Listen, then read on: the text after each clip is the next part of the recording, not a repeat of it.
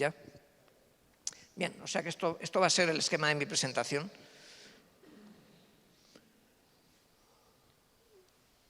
Siguiente, por favor. Bien, vamos a hablar primero de experiencias adversas y posteriores desenlaces desfavorables. Esto es bastante intuitivo, ¿no? Yo creo que todo el mundo aquí presente se lo cree, ¿no? Que las experiencias adversas influyen. Podrían pensar que no, que somos tan elásticos que de goma y no nos pasa nada. Pues sí nos pasa, ¿no? Bien, la siguiente, por favor. Bien, hay estudios más recientes, pero esto es un estudio muy famoso que se publicó en el año 1998 en American Journal of Preventive Medicine y se llamó, como dice el subtítulo del artículo, The Adverse Childhood Experiences Study. Y esas siglas han persistido para referirse a las experiencias adversas en la infancia. Y hay un cuestionario de ACE, precisamente, ¿no? Que lo veremos después, ¿no? Entonces, este es un estudio, está hecho en Estados Unidos, en California, en San Diego en particular, en una compañía de seguros que se llama Kaiser Permanente. A veces se le llama estudio Kaiser y a veces se le llama estudio permanente. Y en la mentalidad europea o española no nos cuadra mucho, porque aquí pensamos que solo es relevante los servicios públicos entendidos por titularidad estatal. Y es una compañía de seguros privada. Y creo que en cambio fue financiada fue dinero público del Instituto Nacional de la Salud. Bueno, pues ahí siguieron a una serie de personas, un número bastante alto. Empezaron por 19.000, pero para este estudio creo que fueron en torno a 9.000, en cualquier caso, ¿no? Y se les siguió a lo largo de un tiempo a esta cohorte y se vio, pues, qué ocurría en cuanto a acontecimientos adversos en su infancia, ¿no? Y se miró una serie de desenlaces que van desde la mortalidad y la morbilidad, las altas hospitalarias, que en Estados Unidos tienen unas estadísticas muy minuciosas de todo el país cada año, visitas como pacientes externos, visitas a servicios de urgencia, incluso utilización de medicamentos. Bien, siguiente. ¿Se lee desde la última fila o no? ¿Sí? Estupendo. Bueno. Entonces se distingue experiencias adversas. Primero, abuso de los niños, maltrato, distinguiendo las clásicas 3 categorías, ¿no? Psicológica, física y sexual. Y se ve la prevalencia, que respectivamente en ese estudio son del 11, del 10 y del 22%. Y después, elementos del entorno familiar que fueran desfavorables. Y aquí se incluye, por ejemplo, abuso de sustancias en alguno de los progenitores o un hermano mayor, enfermedad mental dentro de la familia, madre físicamente maltratada y conducta criminal dentro de la casa. Es decir, con la pregunta de si alguien de la familia ha ido a la cárcel. Eso representaba un 5,4%, no está mal.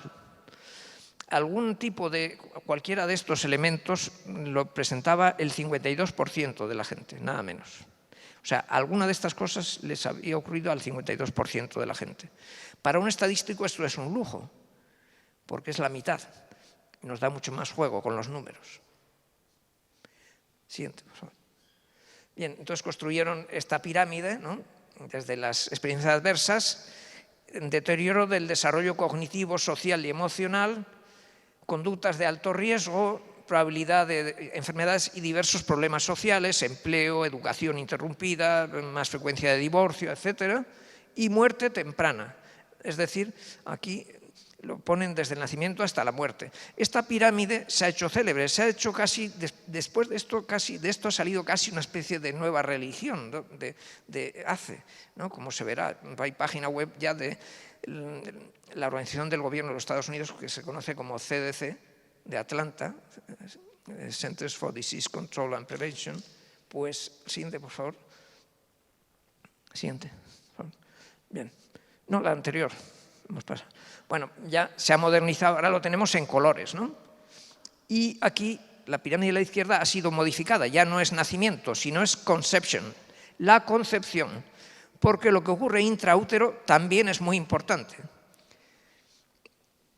no solo la exposición a paracetamol, que tiene importancia, al final no he querido traer los datos, sino el que la madre viva estrés tiene efectos sobre la criatura que lleva dentro, etc., ¿no? Es decir, intraútero también pasan cosas y también tienen su efecto, de tal manera que se considera la concepción hasta la muerte, ¿no?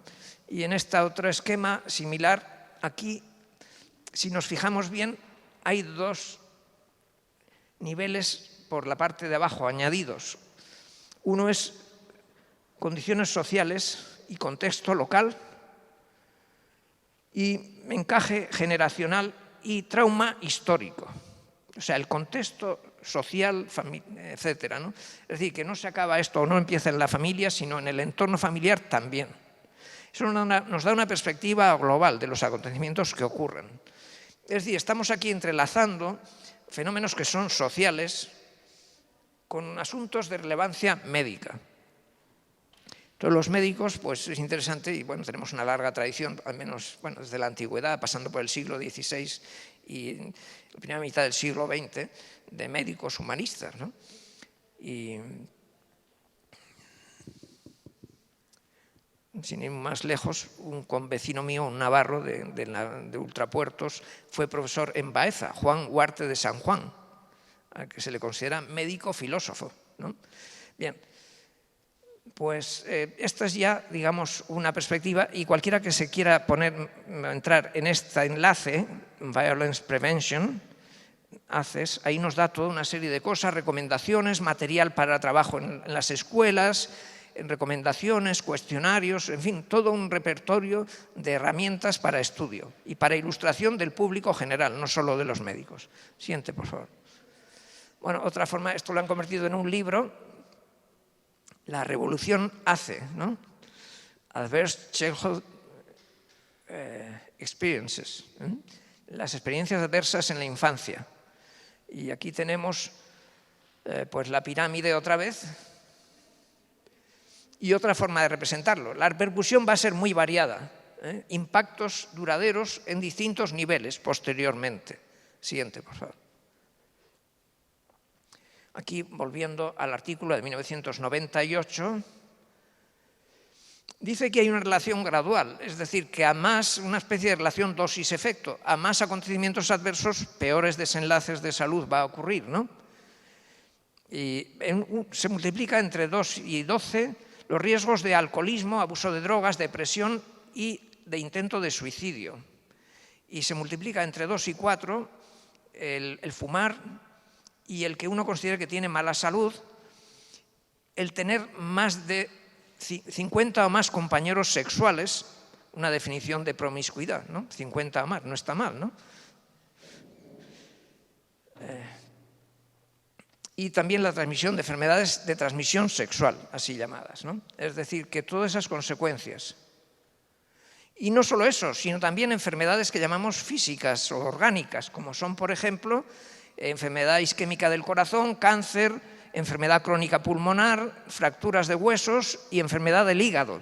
Es decir, dice, ya eso por dónde puede empalmar, ¿no? ¿Qué clase de conexiones puede haber, ¿no? Pero estos son los datos. 1998, no está mal, ¿no?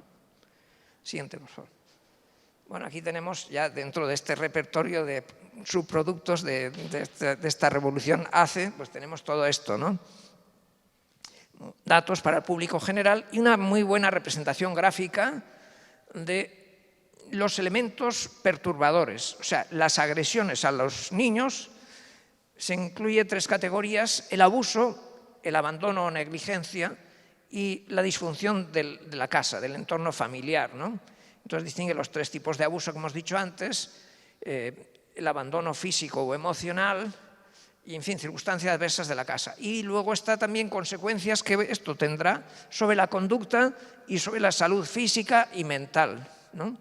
En distintas, o sea, como vemos, es un panorama enorme de consecuencias el que una persona sufra en su infancia acontecimientos traumáticos o estrés severo, ¿no? Siguiente, por favor. Esto para darnos una idea de que esto es, bueno, pues que hay materiales para el público general, el que quiera puede tomar nota. Bueno, pasaré estas diapositivas, la mayor parte de ellas para disposición de todos. Entonces, a través de este enlace se puede conseguir estos materiales. Siguiente, por favor. Bien. A la vez que leí aquel artículo de experiencias positivas en la infancia, leí esta publicación periódica. Esta es una publicación del gobierno de los Estados Unidos, de los centros de CDC de Atlanta, y esto está publicado al final del año 2019.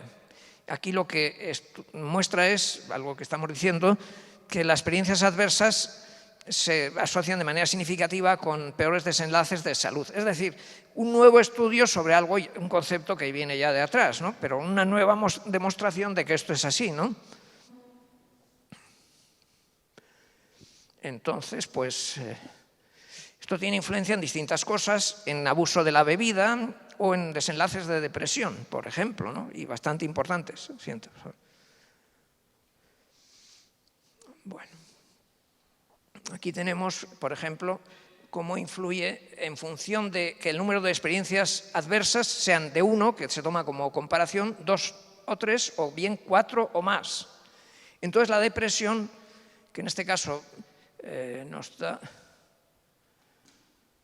la asociación da un índice de 1,6, pasa a 2,6 y a 5,3. Es decir, que hay como una especie de relación dosis-efecto en cuanto a los antecedentes traumáticos y esos desenlaces. Siguiente, por favor. Y nos calculan la fracción atribuible de la población que se puede ver afectada por estos sucesos, ¿no? Cuando hay solo una experiencia adversa, la depresión un 6%, cuando hay de 2 a 3, 14%, y cuando hay 4 más, 23%. Es decir, y en conjunto 44%. Después el fumar o el beber demasiado también, etcétera, ¿no? Una serie de desenlaces bien conocidos. Este es otro estudio ya para dejar este asunto atrás. Es un metaanálisis, para el que no esté familiarizado. Un metaanálisis es un procedimiento que consiste en agrupar todos los estudios que reúnen condiciones de validez. Aquí casualmente ha entrado una experta en metaanálisis, la doctora Sara Jiménez. Tiene publicaciones internacionales con metaanálisis. Bien, pues este metaanálisis busca estudios y nos da un resumen de lo que ya es conocido, pero que viene a confirmarse una vez más, ¿no? En esta publicación Lancet Public Health 2019, ¿no?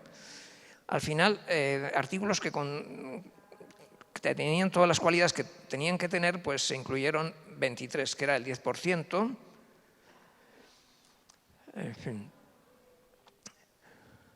Al menos un acontecimiento de estos traumáticos lo había tenido un 23,5% de la población y un 18,7%, 2 o más en Europa. Y en Estados Unidos se ve que las condiciones ambientales son peores, porque esas cifras en Estados Unidos respectivamente son 23%, que es igual que en Europa, pero después pasa a 35% en Estados Unidos, nada menos, ¿no? Lo que más se asocia, atribuible a estos acontecimientos adversos, es el uso de drogas ilegales. Y dice que se le atribuye a estos acontecimientos aproximadamente en Europa el 30% de los casos de ansiedad, 40% de los casos de depresión, tanto en Norteamérica, y más de un cuarto de ambas condiciones en Europa. Es decir, que ese es un resumen de cómo tiene importante impacto en los desenlaces de salud mental estos acontecimientos adversos en la infancia. Siguiente, por favor. Vamos a pasar ahora a las experiencias positivas. Hay menos investigación, pero muy interesante también. Siguiente, por favor. Bien, pues las experiencias positivas, por suerte creo, todos los presentes conocen lo que son experiencias positivas, ¿no es así? A lo mejor alguien, por desgracia de los presentes, a alguien le han dado una paliza alguna vez, es una experiencia adversa, ¿no? Pero el que su madre le dé un beso, etcétera, pues es una experiencia positiva. El que los amigos pues le celebren el cumpleaños y estén todos contentos, etcétera, pues también una experiencia positiva y una serie de cosas que podemos llamar experiencias positivas. Las experiencias positivas son necesarias para las personas, para los humanos y yo diría para todos los animales, pero particularmente para los mamíferos. Aquí muestro esta imagen de suricatas, una madre con sus crías en Namibia. traído el mapa de África y dónde está Namibia, porque últimamente me encuentro que hay mucha gente que no sabe geografía.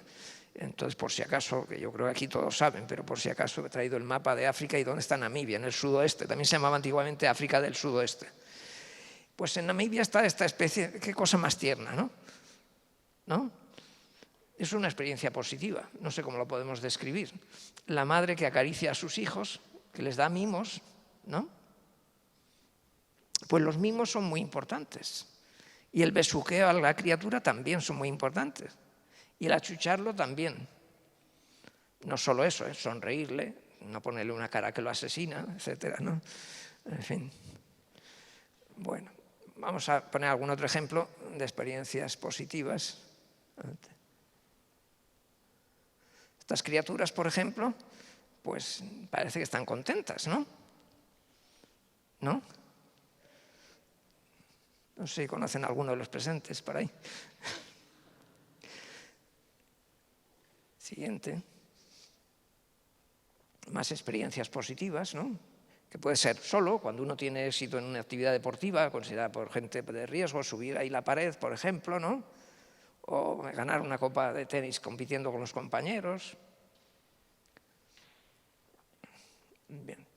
Entonces, digamos que las experiencias positivas realmente en el entorno más cercano, ¿no?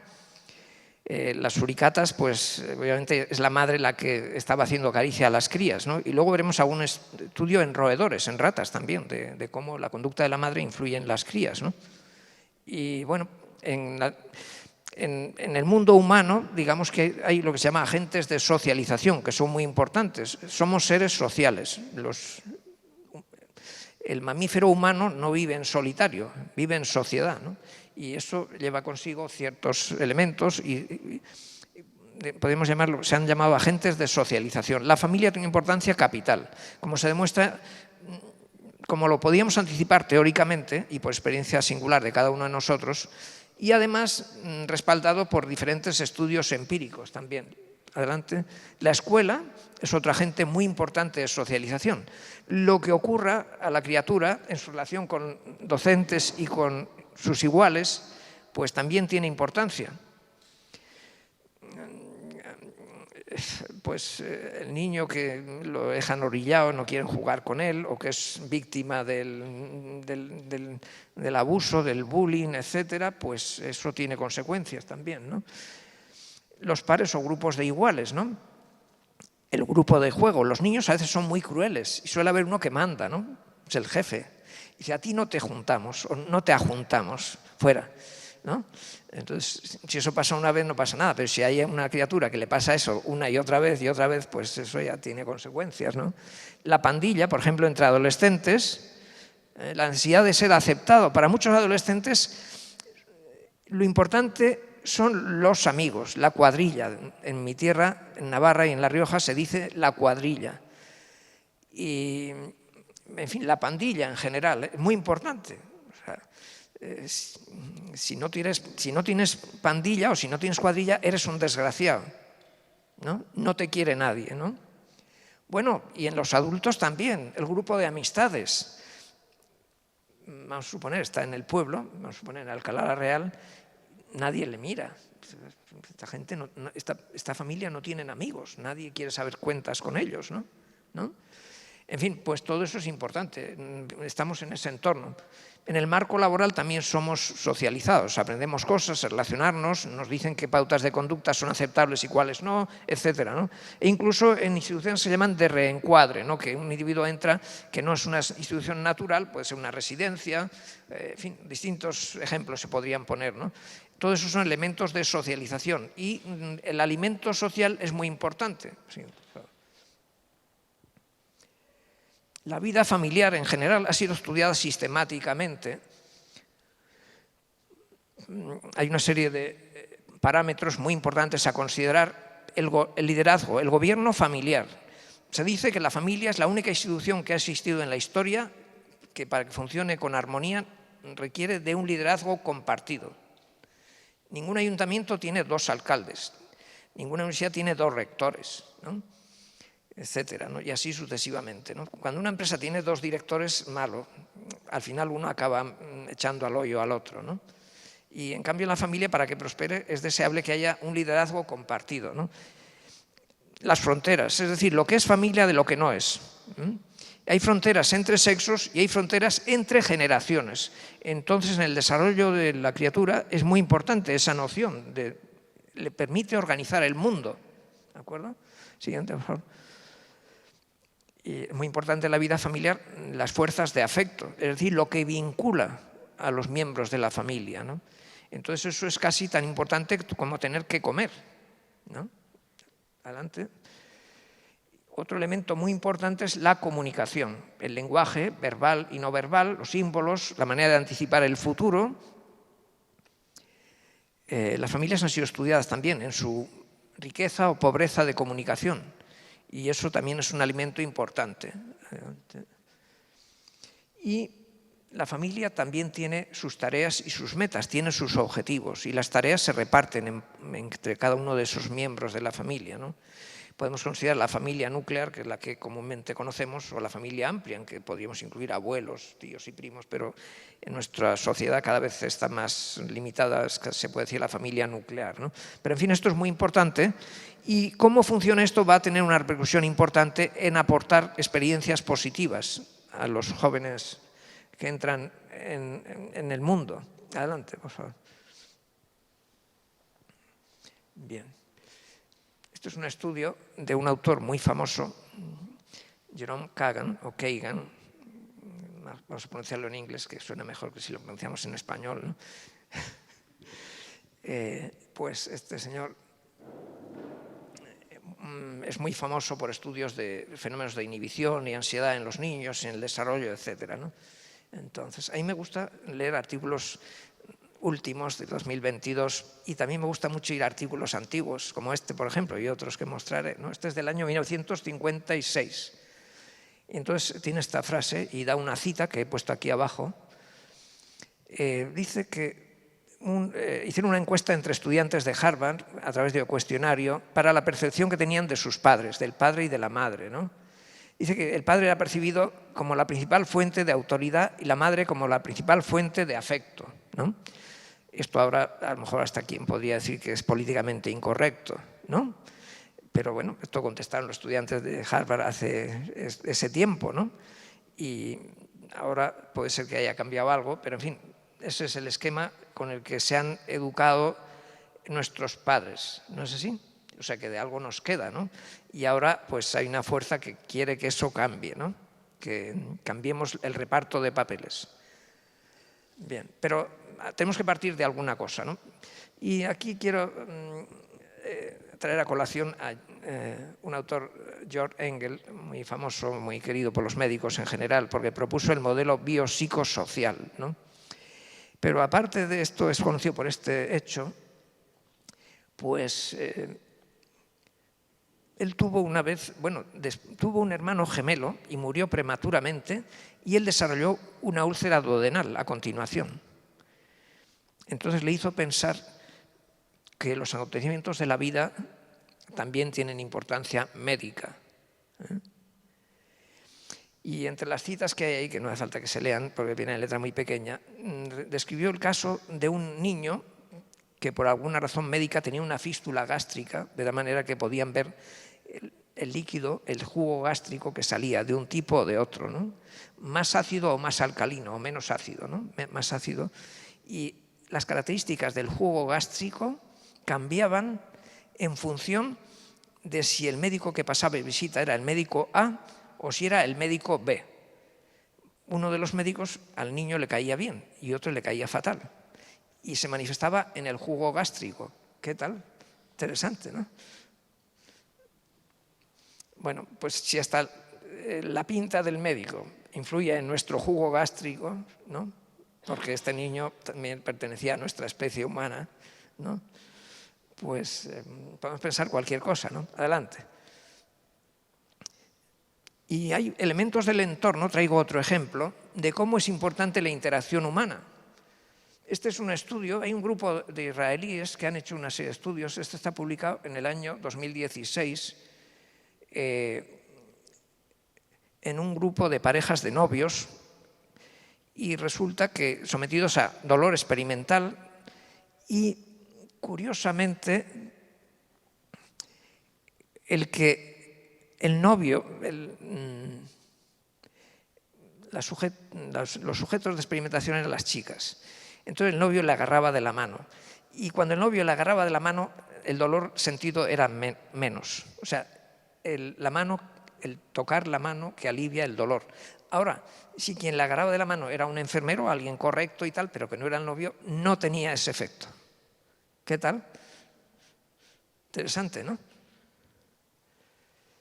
O sea que las personas queridas, agarrar de la mano o hacer una caricia cuando alguien está enfermo no es pura poesía, es más, ¿no?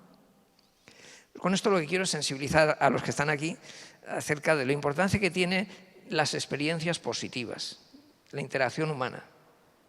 ¿De acuerdo? Siguiente, por favor. Bueno, y otra cosa muy importante, esto es otra propina, que mi mujer me dice que a dónde voy con propinas tan densas de texto que no las va a leer nadie, ¿no? Pero en fin, a mí es importante. Y entonces, bueno, aquí lo que quiero resaltar es la importancia que tiene el proceso llamado de vinculación o apego, uno de cuyos principales teóricos está aquí representado, John Bowlby, ¿no?, que publicó este libro y otros que están aquí en la imagen de título Attachment. Attachment significa apego o vinculación, ¿no? Entonces la vinculación es muy importante para el desarrollo, como saben los psiquiatras que tratan a niños y adolescentes, sobre todo a niños, ¿no? Muy, muy importante. Y hay una vinculación segura. A ver, seguimos con la vinculación. La vinculación segura parte de la confianza en que uno es digno de amor, o sea, uno se siente valioso. Eso le va a producir una inmunización para el resto de su vida. O sea, pase lo que pase, ese lo lleva puesto. Alguien que se ha sentido querido, que ha establecido una vinculación segura, porque tiene el sentimiento de que es digno de amor y no le faltará ayuda. Eso se asocia a seguridad al explorar el entorno y al expresar sentimientos. Se asocia a optimismo y se asocia a buena salud mental. En cambio, las vinculaciones inseguras pues no es así. Son representaciones distorsionadas de uno mismo y de los demás, que lleva consigo dificultad para identificar emociones. Se suele distinguir dos tipos de vinculaciones inseguras. Una vinculación ansiosa, que es el individuo que teme que la persona lo va a abandonar. Entonces, a veces da lugar a verdaderos desenlaces trágicos, ¿no? Ese sentimiento de abandono, esa ansiedad. Y otras veces una vinculación evitativa, que es el individuo que quiere estar vinculado pero que no se le acerque demasiado a la otra persona, ¿no? O sea, es una cosa incómoda, ¿no? Son los dos tipos de... Y, en fin, a veces da lugar también a conductas agresivas. En fin, este proceso de vinculación, que lo tiene muy presente en la psiquiatría infanto-juvenil, pues es muy importante también. Esto va a fortalecer al individuo para sus desenlaces posteriores. Es decir, con lo que vamos diciendo hasta aquí, vamos, si ahora cualquiera de nosotros tiene un hijo o una niña, pues dice, vamos a ver cómo, lo mismo que se cuida mucho en el biberón o los mejores yogures, tal.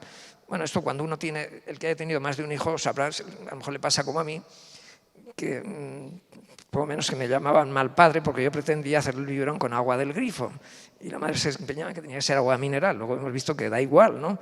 O tenía que ser un yogur de una determinada marca y yo que decía, no, uno cualquiera. Pero no, señor, yo era un mal padre. Bien, pues eso que podemos pensar sobre cómo hacemos el biberón o qué clase de yogur le damos, podemos aplicarlo a este tipo de alimento relacional. Lo importante que es, mucho más importante que el tipo de yogur, mucho más importante, en el desarrollo del individuo. Y eso se va a notar desde la infancia, también en la adolescencia, pero incluso en la edad adulta y en la edad tardía, toda su vida. ¿De acuerdo? Bien, siguiente, por favor. Bien, esto es para mostrar algunos ejemplos de la importancia que tiene la relación con los padres. Este es un estudio,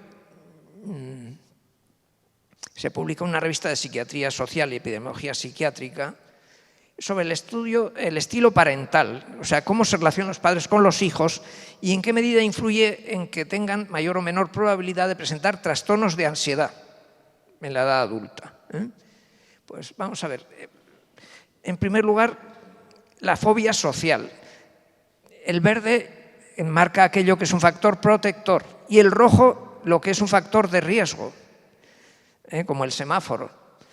O sea, el cuidado de la madre y el cuidado del padre pues reducen la probabilidad de que se presente fobia social. En cambio, la madre sobreprotectora multiplica por 1,44 la probabilidad de presentar fobia social. El padre sobreprotector no tiene influencia estadísticamente significativa. Después viene la fobia simple, SP, simple phobia. El mismo patrón, el que la madre, aquí el padre no influye significativamente, pero el que la madre lo cuide sí reduce significativamente la probabilidad de fobia social. En cambio, si la madre es sobreprotectora, empeora el desenlace, ¿no? A continuación tenemos el trastorno de ansiedad generalizada, GAD. Pues ahí tenemos que tanto el cuidado de la madre como el del padre reducen la probabilidad de este trastorno. Y por último, el trastorno de pánico con o sin agorafobia, pues resulta que se reduce su probabilidad cuando el individuo ha contado con una madre y un padre que lo han cuidado bien, ¿no? En cambio, aunque no está marcado con rojo, una madre sobreprotectora aumenta un poco la probabilidad de que presente. Es decir, los estilos parentales no son indiferentes en los desenlaces, en lo que se refiere, en este caso, a los trastornos de ansiedad. Siguiente, por favor. Este es un estudio de un grupo muy productivo y con trabajos muy importantes, Moffitt y Caspi y colaboradores, pues han estudiado el trastorno de ansiedad generalizada. A veces los psiquiatras podemos tener la impresión de que eso es un asunto menor porque no lo vemos, pero cuando alguien tiene un trastorno de ansiedad generalizada es un trastorno, para entendernos coloquialmente, muy puñetero. O sea, nos vemos en mejores condiciones para tratar eficazmente una depresión que un trastorno de ansiedad generalizada cuando es intenso. Bien, hay gente que sufre ambos trastornos, trastorno de ansiedad generalizada y depresión. Entonces, este grupo ha hecho muchos estudios de seguimiento longitudinal, estudios de cohorte. Y entonces han visto que el trastorno de ansiedad generalizada se ha caracterizado por un ambiente de adversidad familiar en la infancia, bajo nivel socioeconómico, algún tipo de maltrato y también con trastornos de conducta en la infancia, trastornos que se llaman internalizantes, trastornos de conducta y un temperamento más inhibido o timidez, etcétera, ¿no? Y cuando se juntan ambos trastornos también comparten esos factores de riesgo. Es decir, que en este tipo de trastornos que consideramos y que se han dado a llamar trastornos mentales comunes, pues resulta que estos antecedentes son importantes. Siguiente, por favor. Bien, pues vamos a mirar ahora un poco a la parte experiencias positivas, ¿no? Bien, curiosamente hay muchos estudios publicados en una revista que se llama Child Abuse and Neglect. O sea que esta revista se ha interesado mucho por este tipo de estudios, que literalmente el título de la revista es Abuso de los niños y abandono. Pues se interesa mucho por estudios del desarrollo, como es lógico, por otra parte, ¿no? Bien, entonces, en el 2018 se publicó este artículo, un estudio piloto de esta escala. Esta escala, la segunda autora, como se puede leer, se llama Luisa M. Rivera y dice que hay versión española, pero yo, a pesar de múltiples esfuerzos que he hecho, no he conseguido la escala o el cuestionario en español. Nada, no he conseguido. A ver si alguien tiene más éxito que yo. Aunque ellos dicen que existe versión en español, no lo he conseguido. Bueno, en fin, como decía aquel, este es un alemán sencillo, ¿no? Este es un inglés sencillo, ¿no? Bueno, en fin, da una serie de preguntas acerca de experiencias positivas en la infancia, que luego lo vamos a resumir. Siguiente, por favor. Está presentado aquí de una forma más amigable para poder puntuar, para que se le aplique a la gente. Y vamos a leerlo, ¿no? En esta se le pregunta, a lo largo de su crecimiento usted ha tenido, o tú has tenido, al menos un cuidador con el que te sintieras seguro, al menos un buen amigo. Creías que te daba alivio. Has disfrutado en la escuela. Al menos has tenido un profesor o profesora que te cuidaba, se ocupaba de ti. Has tenido buenos vecinos. Has tenido algún adulto que no sea uno de tus padres que te daba apoyo y consejo. ¿Has tenido oportunidades para pasarlo bien? ¿Te gustas a ti mismo? ¿Te sientes cómodo contigo mismo? La rutina de tu casa es predecible, como comidas a su hora y una hora de acostarse, pues, vamos, metódica, de alguna manera. Esto es la lista de experiencias positivas. Se llama así, Benevolent Childhood Experiences. Benevolent. Siguiente, por favor. Y hay otra escala, que es del artículo que originalmente cita al comienzo de mi presentación, que recibe este otro título, Positive Childhood Experiences.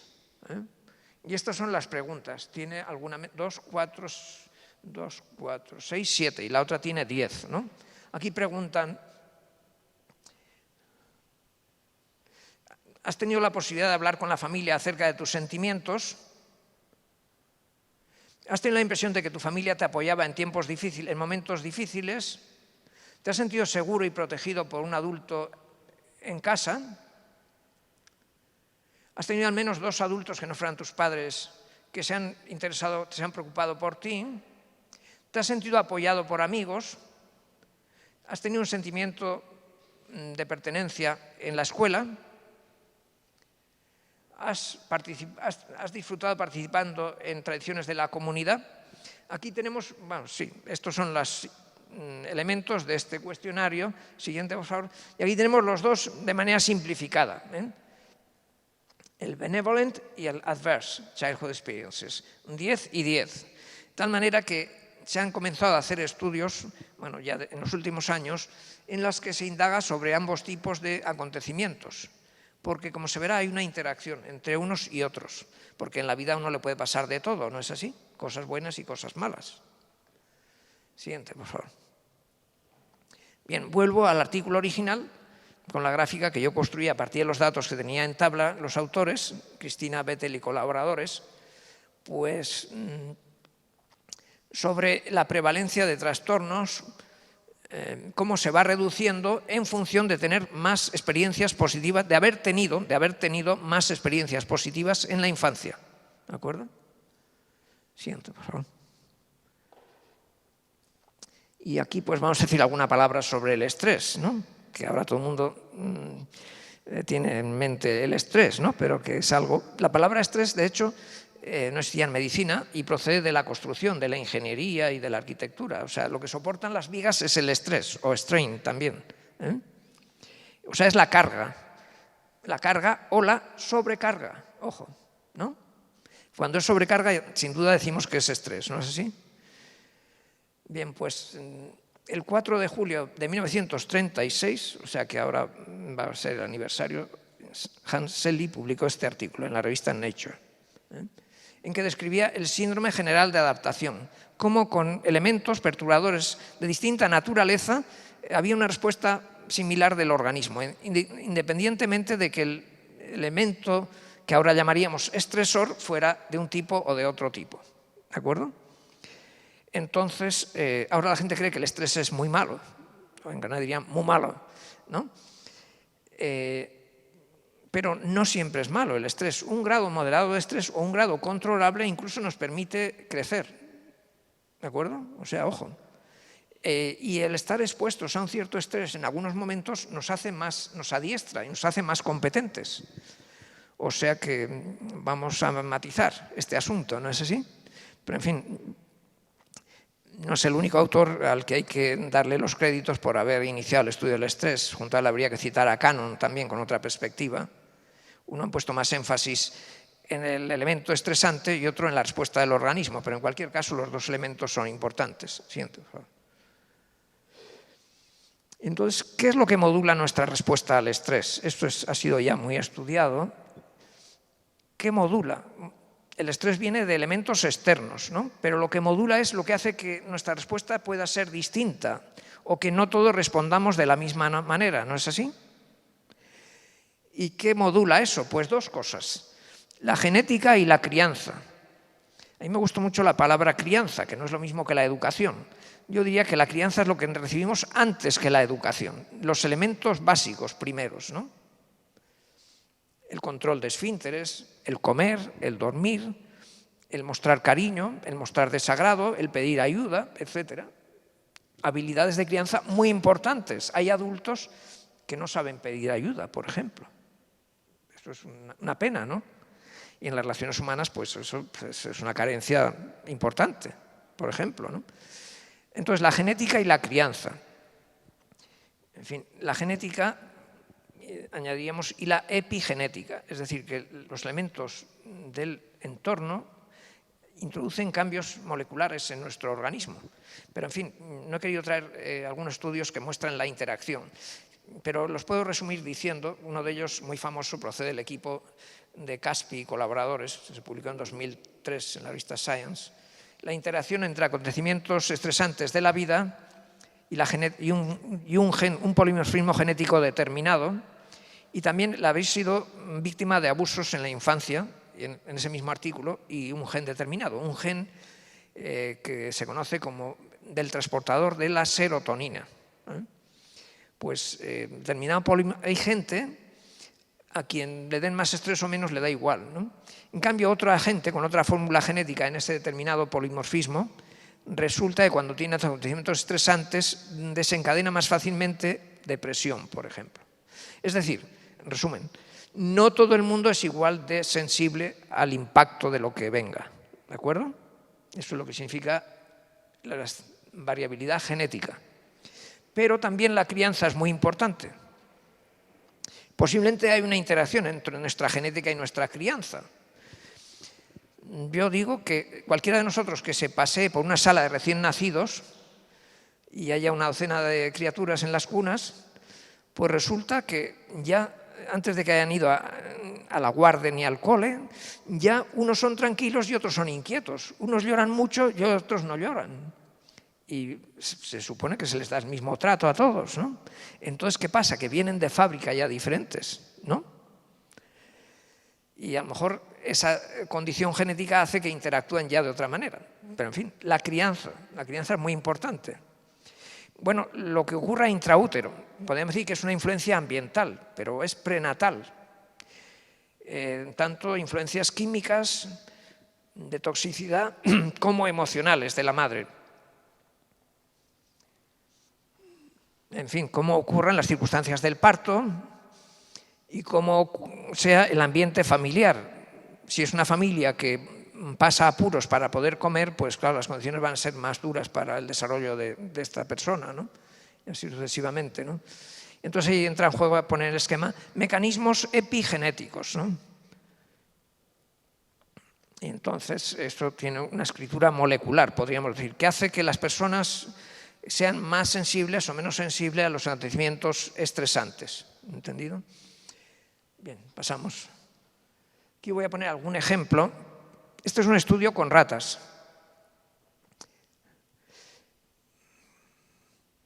Se estudió unas ratas recién nacidas y se comprobó, se anotó cómo eran, digamos, acariciadas los lamidos que les daban, chupetones que les daban las madres. Es una forma de mostrar el afecto y de establecer el apego.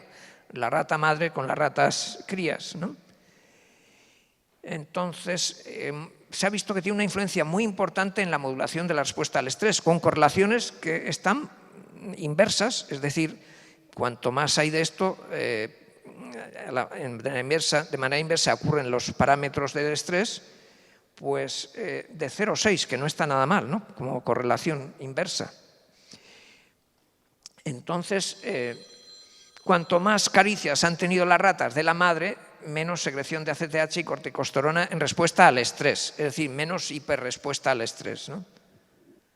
Mayor sensibilidad a la retroalimentación por glucocorticoides, que da niveles hipotalámicos más bajos de RNA mensajero, etcétera, ¿no? Y en el hipocampo también. Es decir, que ese tipo de conducta de las madres con las crías va a influir en la regulación neuroendocrina de las crías. Siguiente, por favor. Siguiente. Esto se puede ver en estas gráficas de este artículo, como se ve, ¿no? Arriba, ACTH plasmático y contracción de corticosterona, que es lo que para los humanos es el cortisol, ¿no? Entonces, los que han tenido muchos lamidos o caricias tienen una respuesta menor. Las otras están más estresadas, por así decir, y dan una respuesta mayor en la respuesta de las hormonas del estrés. ¿De acuerdo? Siguiente, por favor. Este es un estudio en monos, macacos. Aquí es curioso. La respuesta endocrina en macacos, no en función de qué les ha ocurrido a ellos, sino qué les ha ocurrido a sus madres. Es decir, lo que ocurre a las madres influye en la respuesta neuroendocrina de los hijos. No está mal, ¿no? Por ejemplo, el estrés al que sometían las madres era la búsqueda de alimento, de un cierto tipo de forraje. Y entonces había tres condiciones de estrés. Un estrés variable, es decir, que no se sabe si iba a haber comida o no. Un estrés alto pero fijo, es decir, escasez continua. Y un estrés continuo bajo, es decir, había bastante disponibilidad de comida. ¿Cuál de estos tres grupos tiene peor desenlace?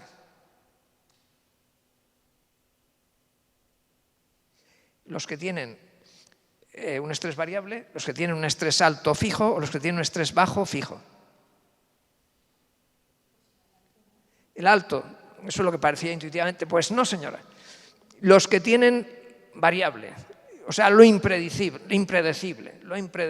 la incertidumbre es lo que genera más estrés a los monos, a las monas, llamemos, ¿no? A las monas macacas, les genera más estrés y eso se manifiesta en la respuesta neuroendocrina de sus hijos. Como se muestran los niveles del factor liberador de corticotropina en el líquido cefalorraquídeo, aquí la V de variable tiene niveles más altos y aquí el cortisol en el líquido cefalorraquídeo, niveles más bajos, en los de estrés variable. Es decir, que en las ratas y en los monos ocurren cosas que a mí no me extrañaría que también ocurrieran en los humanos, ¿no? ¿Sí o no? Siguiente, por favor. Bueno, ¿cómo vamos de tiempo? ¿Vamos bien? Bueno, ¿cómo interactúan las experiencias previas?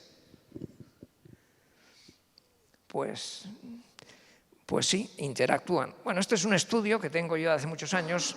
Este es un estudio de depresión muy famoso con mujeres de Londres, de Brown y Harris, 1978, que luego los cita Kessler en el año 96. Esto ha quedado atrás, eso para demostrar y para presumir de lo viejo que soy, ¿no? Bien, pues, bueno, también he citado artículos del año 50 y del año 30, o sea que, del año 36, ¿no? El de Selly. Bueno. Bien, aquí tenemos acontecimientos de la vida, estresantes, digamos, y en este otro lado el soporte social, soporte o apoyo social con el que cuenta, y la probabilidad de tener depresión. Bien, entonces la probabilidad cuando hay acontecimientos estresantes pero no hay soporte social, 0,32. O sea, esa es la combinación maldita. Estrés sin apoyo. Cuando tenemos que no hay estrés, pues bueno, no hace falta el apoyo, ¿no? Y cuando tenemos estrés pero tenemos apoyo, baja a 0,1%, 0,10. Es decir, hay una interacción entre el estrés y el apoyo que uno tiene. Esto se ve en distintos escenarios también. Siguiente, por favor. Bueno, vamos a ver algún estudio en el que, este también publicado en la revista Child Abuse and Neglect, creo que pone ahí 2020, en 2020, la influencia aquí se ve la influencia simultánea de acontecimientos adversos y favorables en la infancia, durante la adolescencia y la edad adulta joven. Y se ha estudiado tanto los acontecimientos adversos como los ventajosos, advantageous childhood experiences, que les llama contra-ACE, los ACE y los contra-ACE. En una muestra de 489 adolescentes se midió primero y luego se les fue siguiendo posteriormente, ¿no? Y tienen un promedio los participantes en el estudio de 2,7 ACEs y de 8,2 contra-ACEs, ¿no? Y digamos que, en resumen, los contra-ACEs predicen un mayor riesgo, sexo de riesgo, menor tasa de abuso de sustancias, menor tasa de depresión y una más positiva imagen corporal.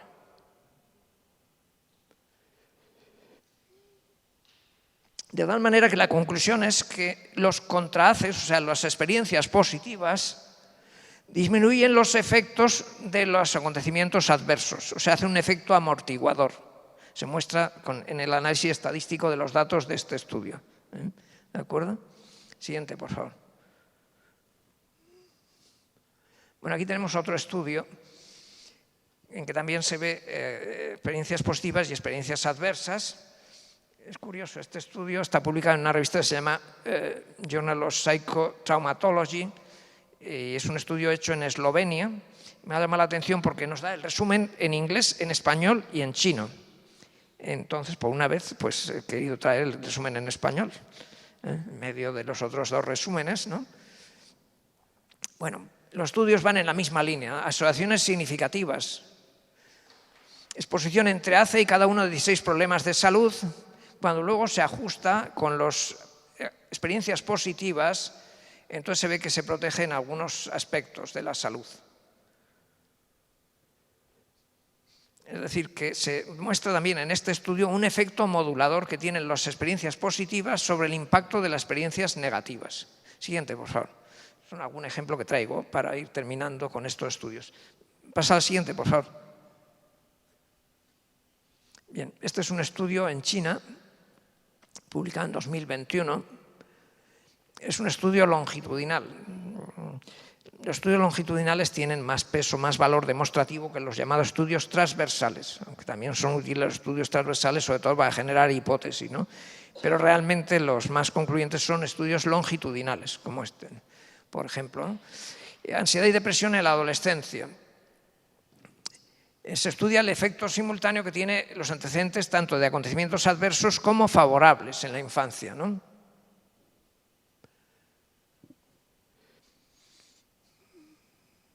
El haber tenido maltrato en la infancia aumenta los riesgos para tener después ansiedad. Y la disfunción familiar altera el riesgo tanto de depresión como de ansiedad.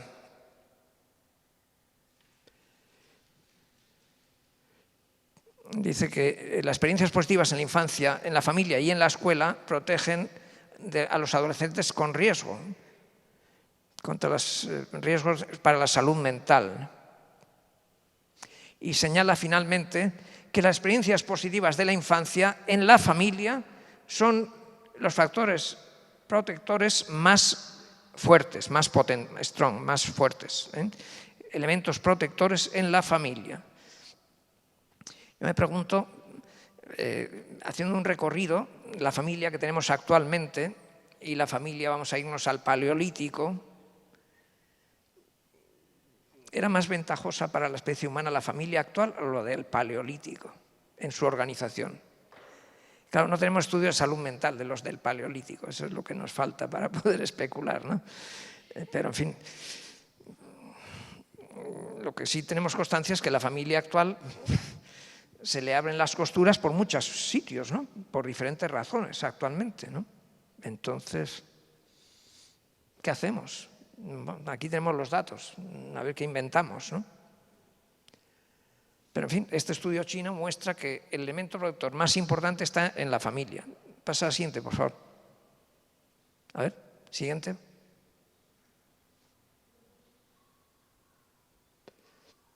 Otro estudio chino también, más o menos lo mismo, ¿no? Este es un estudio transversal. Hay una correlación de acontecimientos adversos con desenlaces desfavorables y una relación directa entre acontecimientos favorables y menos, se asocia de manera negativa con esos desenlaces, ¿no? Y concluyen que las experiencias positivas modulan o minoran el efecto de las experiencias adversas en la salud mental de los adolescentes, ¿de acuerdo? Según lo que haya ocurrido en la infancia. Siguiente, por favor. Bueno, aquí volvemos a la gráfica original. En este estudio también se hacía un estudio, una se controlaba estadísticamente la interacción entre experiencias adversas y experiencias positivas, ¿no? Y descontando el efecto de todas las otras variables de confusión posible, como es sexo, edad, etcétera, etcétera. Sin embargo, hay un efecto nítido final de las experiencias positivas en reducir la probabilidad de depresión o mala salud mental, según términos de este estudio. Siguiente, por favor. Bien, todo esto nos lleva a que las experiencias conducen a que el individuo se vaya construyendo mejor o peor de alguna manera, y creo que es deseable y está muy de moda en todo este campo, y hay cuestionarios para evaluar lo que yo pienso que es el término apropiado en lengua española, la elasticidad, que es la propiedad de los juncos, que se doblan pero no se rompen. Si miramos cualquier diccionario, en inglés o en español, es la propiedad que consiste en recuperar la posición original cuando uno ha sido deformado por alguna fuerza externa. Recuperar la posición original. Y creo que esto es una combinación de flexibilidad y resistencia. Entonces eso muestra que el individuo pueda, en la edad adolescente o adulta, recibir impactos desfavorables sin que lo rompan. Simplemente se dobla, pero recuperará su posición original. Siguiente, por favor. Un autor muy distinguido, muy prestigioso, psiquiatra norteamericano, se llama Dennis Charney, que yo conocí personalmente, trabajé en su unidad durante una visita en Estados Unidos hace muchos años. Tiene este artículo interesante de revisión sobre los factores que favorecen esa elasticidad, ¿no? Y señala en el resumen una fuerte función ejecutiva. Función ejecutiva significa la capacidad cognitiva de organización, de planificación de la conducta, etc., ¿no? Esa es una habilidad mental, por así decir, ¿no? Una autoeficacia para afrontar cosas, ¿no? Emociones positivas, es decir, un predominio del optimismo. Esto tiene apoyo en multitud de estudios empíricos. El optimismo conduce a mejores desenlaces. Es más, el optimismo hace que la gente viva más años que quienes no tienen optimismo. Dato duro, ¿no? Morir o no morir, ¿no? Ahí no cabe interpretaciones. Aquí habla de un optimismo realista. No sé si es un término contradictorio, pero en fin, un cierto enfoque, ¿no? Y por último, pero no menos importante, flexibilidad cognitiva. Es decir, no dar siempre la misma respuesta ante todas las situaciones, sino saber ver cómo son las cosas. ¿No es así? Siguiente, por favor.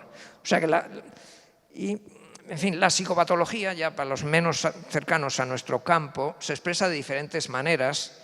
Para simplificar en la expresión en la infancia, se dice que hay trastornos internalizantes que son trastornos predominantemente con ansiedad, emocionales, o incluso con depresión. Y otros trastornos que son externalizantes, son con alteración de la conducta, ¿de acuerdo?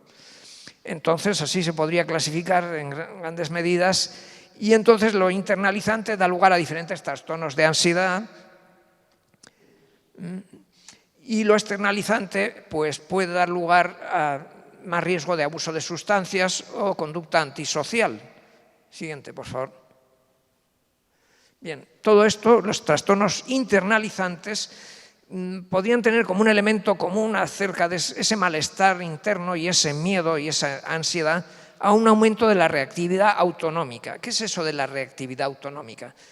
5 minutos, terminamos ya, sí, estoy terminando.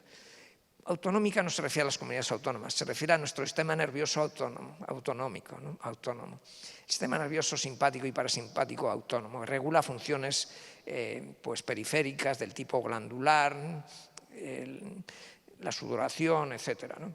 Y entonces esa reactividad autonómica a veces tiene que ver con los llamados trastornos psicosomáticos, como pueden ser alteraciones de la piel, o como pueden ser alteraciones digestivas o respiratorias, lo que se ha dado a llamar enfermedades psicosomáticas. Es decir, que a veces cuando no habla la palabra, habla nuestro cuerpo, mostrando síntomas. Siguiente, por favor.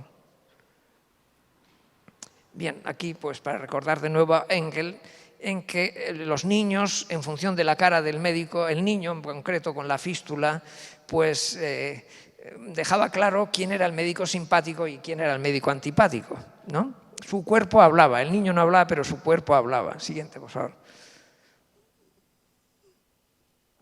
Para ir terminando, algunas implicaciones funcionales del desarrollo de la personalidad, que la personalidad se va construyendo a lo largo de todo este tiempo.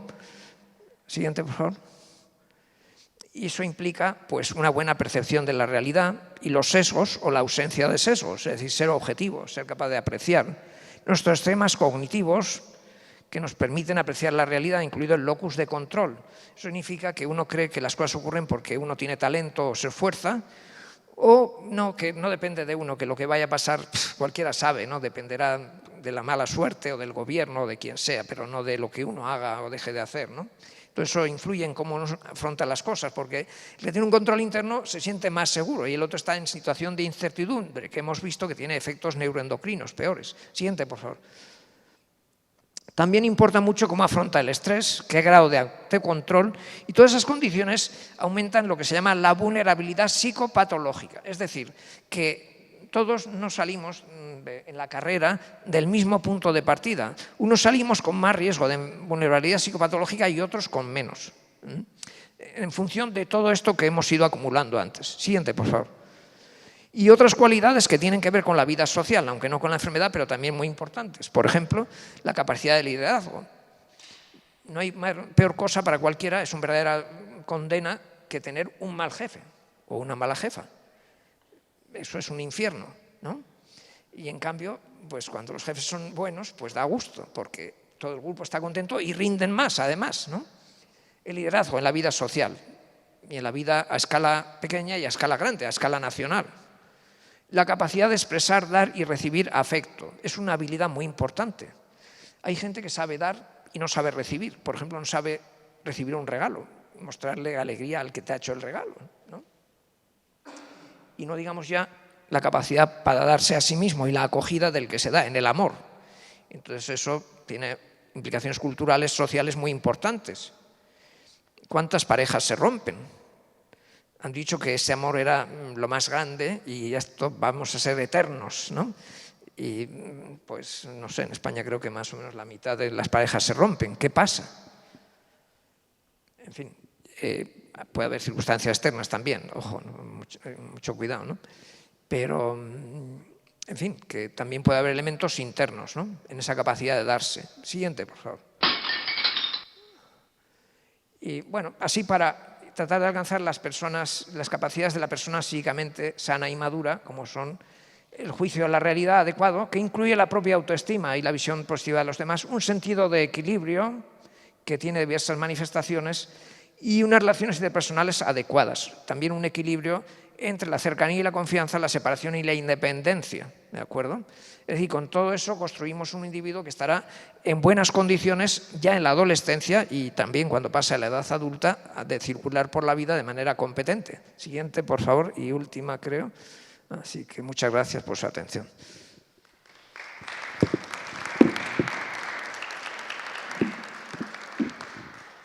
Bueno, preguntas, sugerencias, discrepancias, lo que haya. Todo bienvenido. Sí.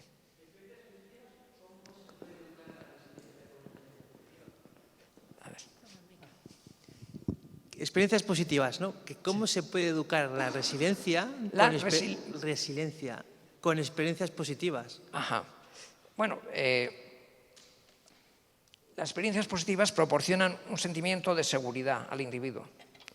Y la experiencia positiva también nos muestra un sentimiento de autoestima, es decir, el sentirse querido de manera incondicional. Y dicen que no hay un amor incondicional como el de la propia madre, ¿no? Que nos quiere, bueno, iba a decir, tanto si somos guapos como si somos feos, pero para nuestra madre todos somos guapos, ¿no? Y entonces ese amor incondicional da un sentimiento de seguridad importante, ¿no? Entonces eso que se adquiere en la crianza, ya he dicho que hay una lotería genética que hace que no todos seamos iguales ya al salir de fábrica, ¿no? Pero dice educar, la palabra educar viene después, yo creo, eso ya un poco más adulto, y esas bases se dan antes, por eso he preferido usar el término crianza. ¿Cómo criamos? Hay que dar ternura, cercanía, seguridad, etcétera, ¿no? Todo eso es algo que va a llevar la persona a lo largo de toda su vida. Entonces eso lo va a hacer más resistente y más flexible ante circunstancias de la vida, más elástico, como el junco. Entonces, creo que eso es así. Es decir, hay un folleto para que nos diga qué tenemos que hacer. Si yo tengo un niño ahora, ¿qué tengo que hacer para que tal? En fin, esto se transmite culturalmente, ¿no? Puede ocurrir que una madre en un país centroafricano, analfabeta, sea mejor madre que una europea que tiene 2 doctorados. O no, pero podría ocurrir, porque esas habilidades son de otro tipo, ¿no? Y entonces eso lo proporciona, en términos generales, podemos decir, la cultura. La cultura proporciona pautas de conducta, y las pautas de conducta se aprenden por imitación de buenos modelos, claro, porque si tenemos malos modelos, se transmite en familias, por ejemplo, la agresividad se transmite por generaciones. Entonces son circunstancias adversas. El abuelo maltrató al padre, el padre maltrata al hijo, y esto es una especie de cadena, ¿no? Y cada una su respectiva mujer, etcétera, ¿no? En fin, o sea que me parece un término tal vez no el más apropiado, eso de educar, ¿no? Sino que cultivar, diría yo, cultivar ese tipo de modos de relacionarnos, sobre todo con los recién nacidos y en la crianza, etcétera, ¿no? Entonces, un ambiente seguro. Y esto, implicaciones sociales, pues esto es bueno que lo sepa todo el mundo, el sistema educativo, que lo sepan los gobernantes, que favorezcan condiciones en las que las familias se puedan desenvolver bien. En fin, esa es la línea, ¿no? Y por otra parte, quienes están en edad de ser padres, pues que abren el ojo un poco, se espabilen y que no crean que eso es algo que sale automático, sino que hay que esforzarse en hacer bien la tarea. Y ser buen padre o buena madre requiere además ser buen esposo o buena esposa, porque va todo junto, porque a la criatura le va a importar mucho cómo sea el clima de relación entre sus padres. O sea que es todo un brindis al sol para que el que lo quiera lo coja, ¿no? Que eso tiene implicaciones múltiples, ¿no? Es como que si al niño de 6 años se le muere la abuela, ¿lo llevas o no lo llevas al entierro? Y le enseñas el cadáver muerto de su abuela. Bueno, yo en ese punto tengo una opinión muy segura. A los niños hay que enseñarles a los muertos. Y vivimos en una sociedad que se ocultan los muertos a los niños. Es un error tremendo. Los niños deben participar del duelo de sus seres queridos y porque si no lo van a hacer de otra manera peor. Eso es un ejemplo de que en fin, que el duelo, de luego el niño debe formar parte, y la muerte es parte de la vida y no hay por qué ocultárselo. No tiene por qué enterarse de eso cuando tenga 17 años, sino que tiene que enterarse cuando ocurra, cuando muere el abuelo o la abuela. ¿No? Bien, ¿qué más?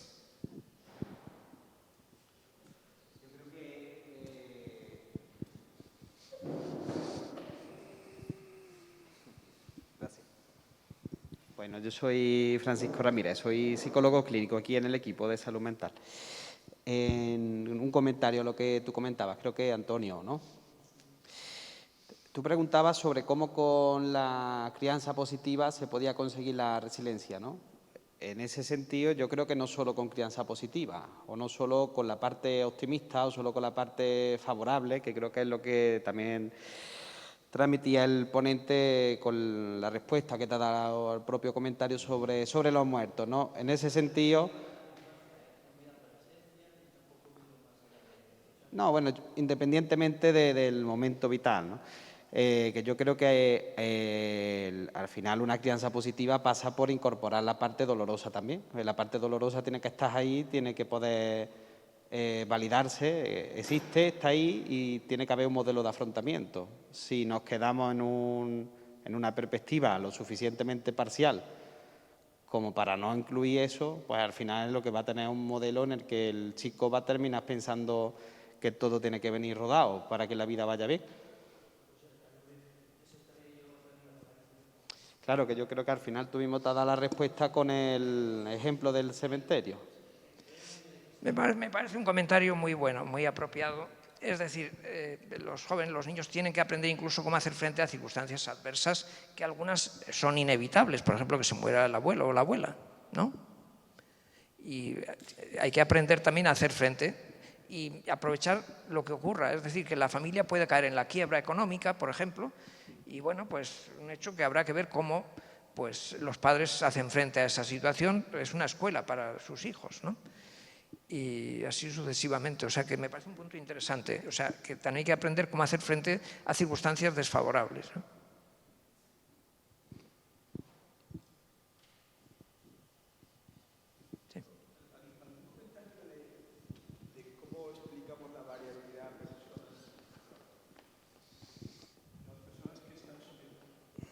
Personas que están sometidas al mismo conjunto de eventos positivos o negativos, la variabilidad en la respuesta, ¿no?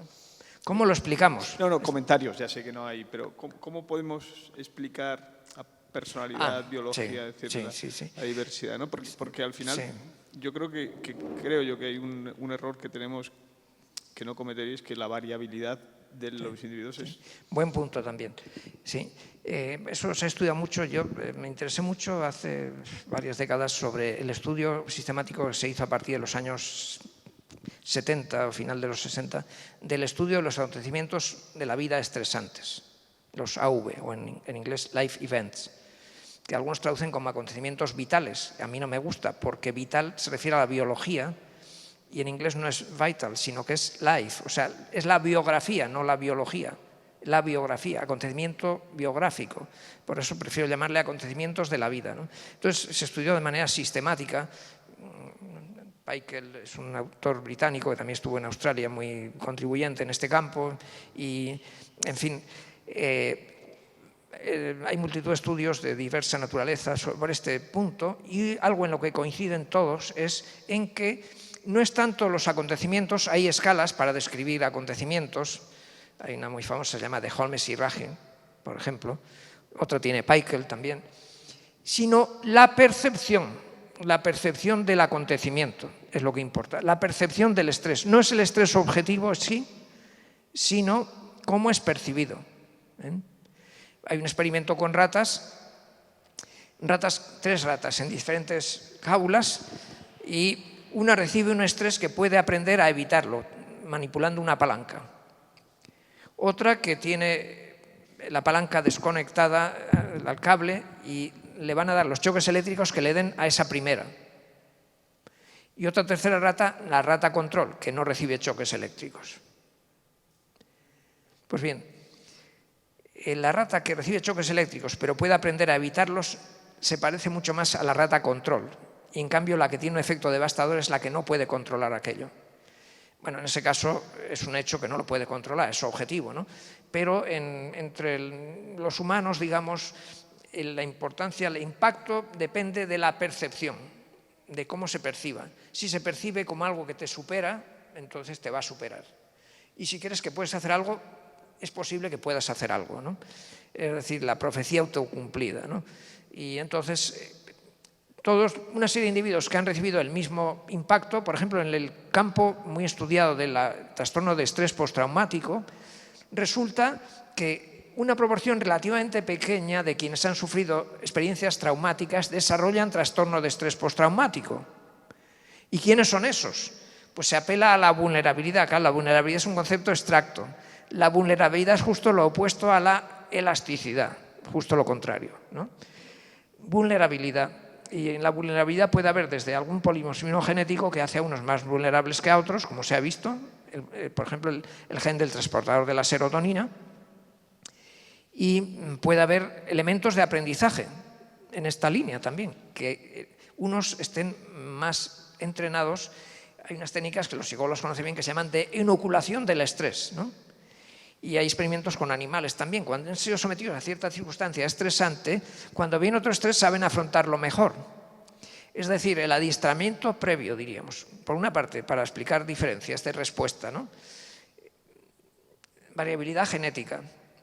Después, habría que considerar variables demográficas, sexo, edad y otras condiciones del entorno. Apoyo social también, muy importante, en ese entorno.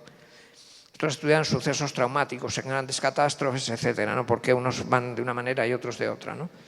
Entonces, pues la explicación está en eso, ¿no? En que si los mismos acontecimientos no producen el mismo desenlace en todas las personas. ¿Cómo se explica? No sé si ya te he respondido algo. Variabilidad genética, aprendizaje previo, recursos acumulados en su experiencia previa anterior, en hacer frente a circunstancias, etcétera, ¿no? Todo eso. En algunas de esas cosas se podrían resumir, se asocian a ciertos rasgos de la personalidad, ¿no? Yo siempre, hace muchos años, estoy muy interesado en el estudio de rasgos de la personalidad como factor de vulnerabilidad psicopatológica. Tengo algunas publicaciones en ese campo. Y han sido identificados ciertos parámetros del temperamento. En la tipología de Eysenck se llama el neuroticismo, o en la de Cloninger se llama evitación de daño. Las personas que puntúan alto en esas dimensiones tienen mayor riesgo de desarrollar trastornos de ansiedad y depresión. Y las personas que, por ejemplo, la tipología de Cloninger tienen puntuaciones altas en dependencia, recompensa interpersonal, en buena, intensa vinculación, son menos vulnerables. O sea que la personalidad, diríamos, las hechuras que uno tiene, por así decir, que incluye la personalidad, y la personalidad en parte procede de elementos innatos y otros adquiridos, también va a influir, ¿no? O sea, con eso ya te he contestado varias cosas. ¿Qué más? Manolo, yo, sin nadie más, yo.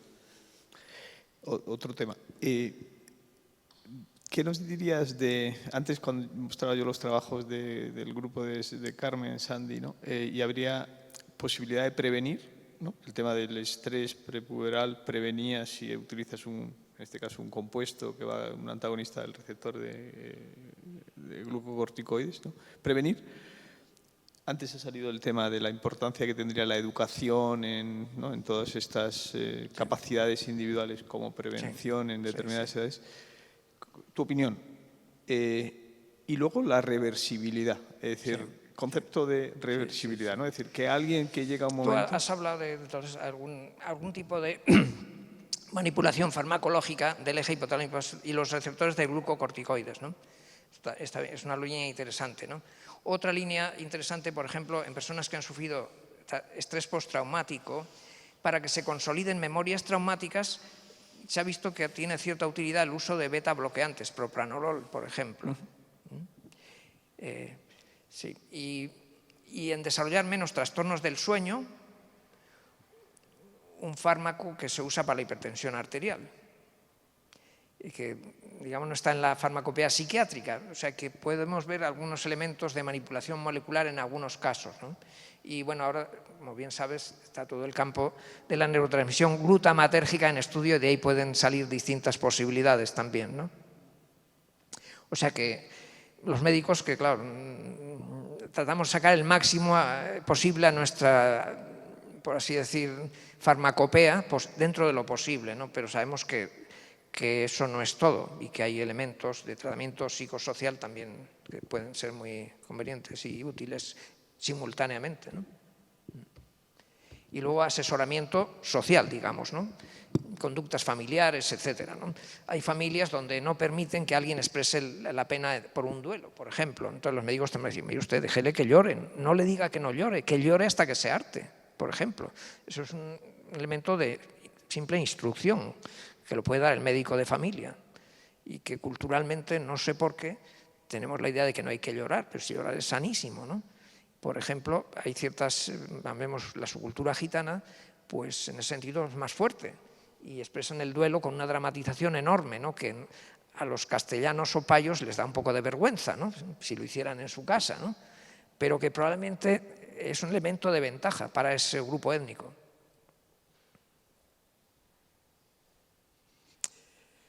En fin, todo un campo, ¿no? Aquí estamos los médicos para echar una mano a los de las disciplinas de ayuda social, trabajo social, educación. Trabajamos en conjunto con los psicólogos, ¿no es así? Nos llevamos bien con los psicólogos. Alguna vez me preguntan si nos llevamos mal los psiquiatras con los psicólogos. Mi respuesta es que un buen psicólogo se lleva muy bien con un buen psiquiatra. ¿Algo más? Pues nada, muchas gracias. Aquí lo dejamos entonces.